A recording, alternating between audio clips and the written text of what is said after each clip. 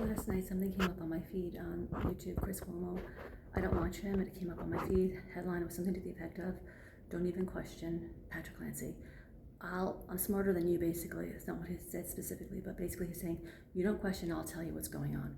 Okay, we're supposed to just turn off our brains and just trust this guy. Okay, sorry, I'm not gonna do that. Let's just go over the facts.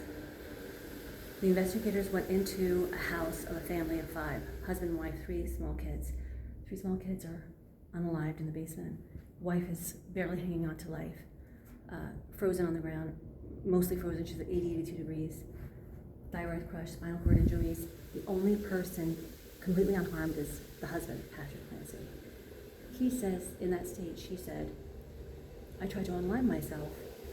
Kids are in the basement." Okay, these are the 2 statements that exonerate him and anyone else, put the blame squarely on her.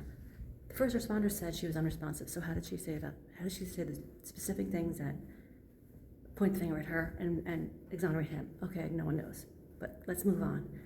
Gives him a reason to go down the basement, undo the bands on the kids' necks, a reason his DNA is all over the bands. Okay.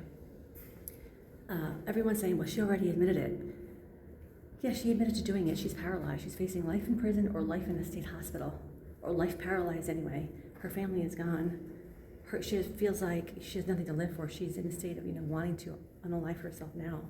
She feels she's lost everything. Maybe she did that under a state of emotional duress because she doesn't want to have to relive every single moment of the unaliving of her children in court again. Who knows? We don't know if she was pushed out the window. We don't know if she jumped. We have no idea. The investigation didn't, as far as I know, even look into that. What's the motive? The husband remarried and has a kid now. I'm no Sherlock Holmes, but hey, let's figure out if he was having an affair before this happened, because that's probable cause. That's a motive. You're having an affair, you want out of the marriage. Okay, maybe, possibly, potentially, he unalived the kids or somehow orchestrated this whole thing so he wouldn't have to pay child support and alimony. This happens. It just happened in New York. The coffee guy in New York took his daughter on visitation, unalived her. He didn't want to pay child support. All I'm saying is, no, I'm not going to stop thinking. I'm not going to turn my brain off and let other people decide. These are the facts.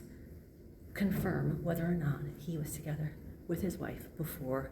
That's probable cause. Investigate Patrick and his new wife. Let me know what you think. Comment.